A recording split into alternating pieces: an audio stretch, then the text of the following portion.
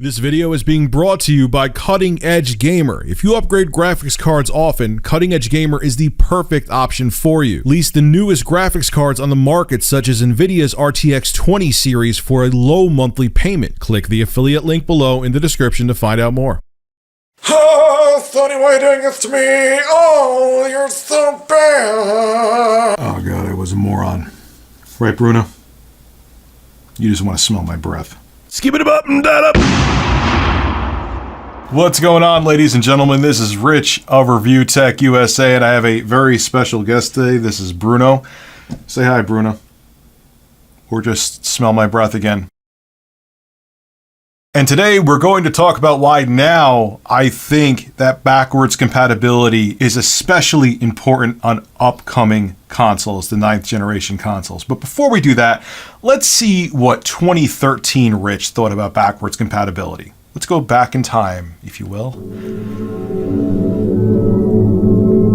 I throughout history have never understood why people care about so much about backwards compatibility.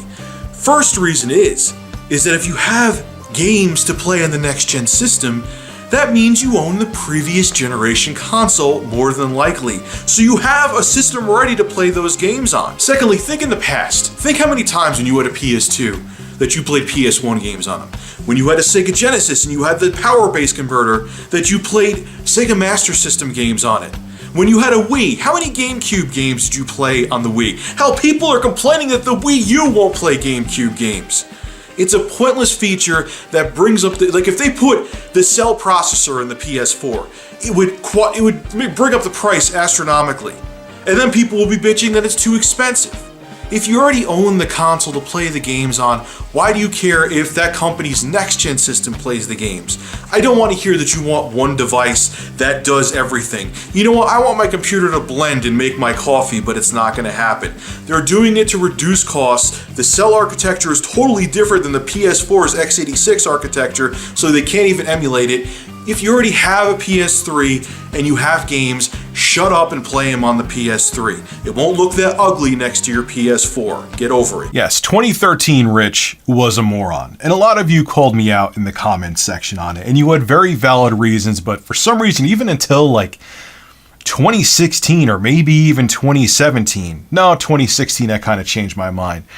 I was very anti-backwards compatibility. Who cares? Just play the games in the previous generation consoles. If you really want to play them that bad, you're not going to want to play the games because you're playing the current gen games, which look and play better, blah, blah, blah, blah, blah. You just heard my whole spiel.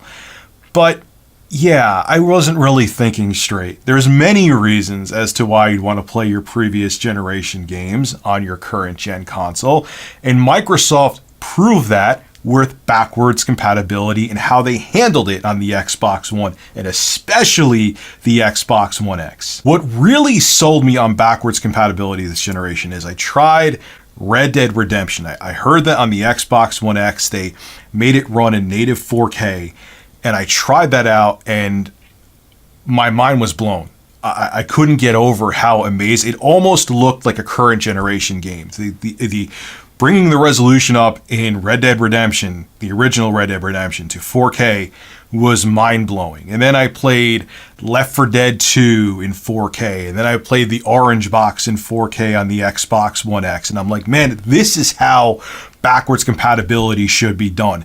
Microsoft, if you already own these games for free, was basically remastering them for you. Now, it wasn't a full remaster, but it still made the games look a hell of a lot better, and they even gave the Xbox One X enhanced treatment to original Xbox games. I mean, Star Wars Battlefront 2, I'm looking at the list right now, Mercenaries, you have the Elder Scrolls 3 Morrowind, again, that was Xbox One X enhanced, and the SSX 3, the Gears of War 2 for the Xbox 360, Hunter the Reckoning, and I'm not going to read the whole list to you, but not only was Microsoft allowing you to play your original Xbox, the real Xbox One and Xbox 360 games on the Xbox One and the Xbox One X, they were actually making the experience better for you. And that to me was like, man, if you're going to do some backwards compatibility stuff, that is how it's done. And that'll be a huge selling point with the next Xbox and the PlayStation 5, is if Sony and Microsoft come out and say, hey, all of your games on the PS4 and the Xbox One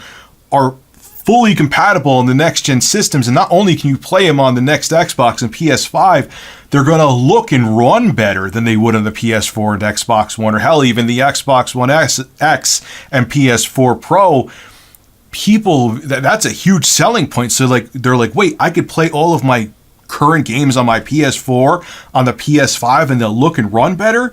And it should be very easy for them to do, because of the fact, again, that it's not a different architecture. Like when Sony went from the cell processor to the PS4, it was a totally different hardware architecture. Well, the processor was a totally different architecture than the x86 64-bit Jaguar cores that were inside of the PlayStation 4, and they were running PowerPC cores inside of the Xbox 360, and they went over to also the Jaguar cores in the Xbox One, so you couldn't do straight up backwards compatibility. That's why Microsoft releases games that are backwards compatible in like chunks. They come out, oh, here's a new set of games that are backwards compatible now, because they kind of have to tweak them to make them work properly on the 8-core Jaguar processor and the different architecture that's more PC-like in the Xbox One than it was in the Xbox 360. And that's why Sony was like, yeah, you want backwards compatibility for the PS3?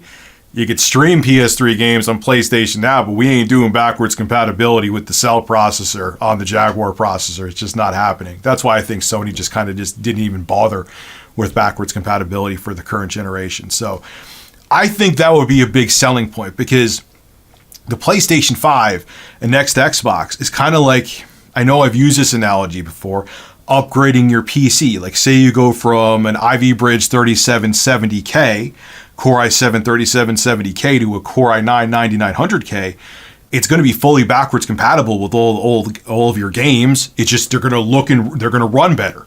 Well, they won't look better if you don't change the GPU, but if you also get say you go from a GTX 680, NVIDIA GTX 680 to an RTX 2080, and you get that 8-core 9900K, they just came out with a 9900KS processor too, that all 8 of the cores can run at 5 gigahertz at once from Intel. That's actually pretty cool.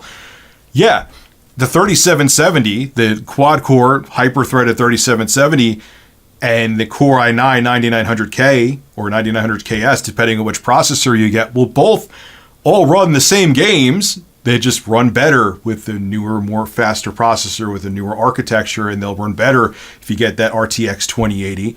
But they'll still, all you have to do is just run the games at higher settings on the new hardware. And that's kind of what's happening with the next PlayStation, PS5, and next Xbox. So hopefully we won't see the remaster plague happen again. That's why I think we saw a lot of that with this generation, because they couldn't just port the games over easy. They kind of had to recode them to work on the current gen consoles. If they were really computer, I have to hold a dog too. Anyway, that's why we saw a lot of remasters this generation. We saw a lot of remasters last generation too, but it happened a lot this generation because it wasn't as simple as just porting the games over easily. They had to recode them to work from the different architectures of the previous generation, the 7th gen consoles onto the 8th gen ones. So I'm hoping that won't happen again. It doesn't really need to, because the architecture is virtually identical. We just have more powerful hardware in the next gen systems. So having 8th gen games run on 9th gen consoles shouldn't really be that much effort, like at all. And they should just look and run better. And that'll be a huge incentive if backwards compatibility makes games look and run better. Right, Bruno? Yeah, smell my breath again. And lick my lips, too. Now, here is the thing where you saw that clip of me from 2013 where I had a lot less gray hair in my beard. And no, I didn't dye it back then. I was like, oh, if you already have your older console, just keep it. What's the big deal?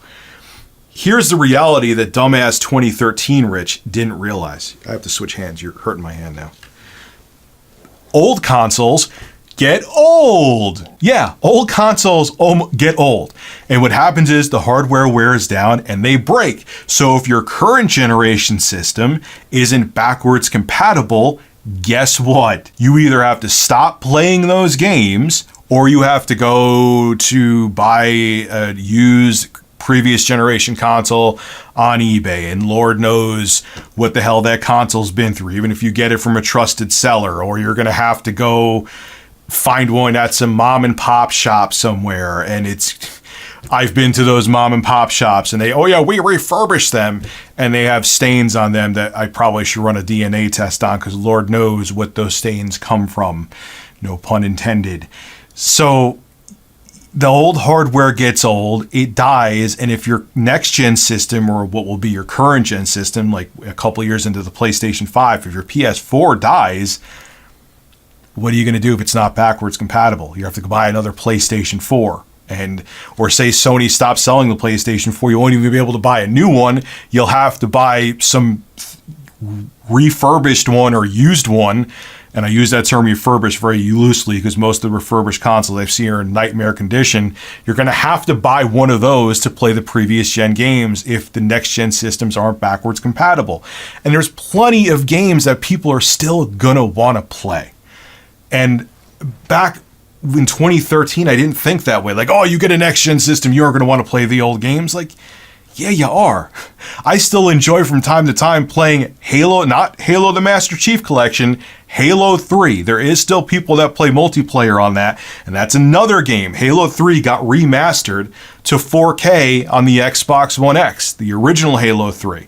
And it looks really good, and it's fun to play multiplayer on it once in a while. And if the backwards compatibility wasn't there, I couldn't do that. So I think much differently than I did over 6 years ago now. That was 6 years ago I made that video. And I also didn't realize that if you wear a collared shirt, your undershirt should be a different color, not the same color. Think, Rich. You weren't thinking back then, right? Right? Smell my breath and lick my lips again. Now, I brought this point up in a previous video, and Sony even said this themselves, is that if they make the PlayStation 5 backwards compatible and allow cross-gen network play, so say you're playing a PS4 game on the PS5 and they allow you to play with PS4 players, or if there's just a cross-generation game like the next Call of Duty that comes out when the PS5 comes out, and it comes out for also... It comes out for the PS4 version, comes out of the Call of Duty, and a version comes out of Call of Duty for the PlayStation 5, and they let PlayStation 5 players play with PlayStation 4 players of that next Call of Duty.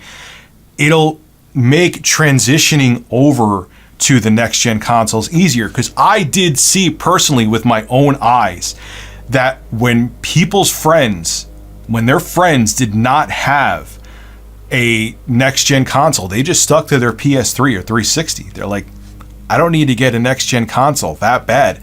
I'm just going to wait until my friends get it. Then I'll jump on the PS4 or Xbox One bandwagon.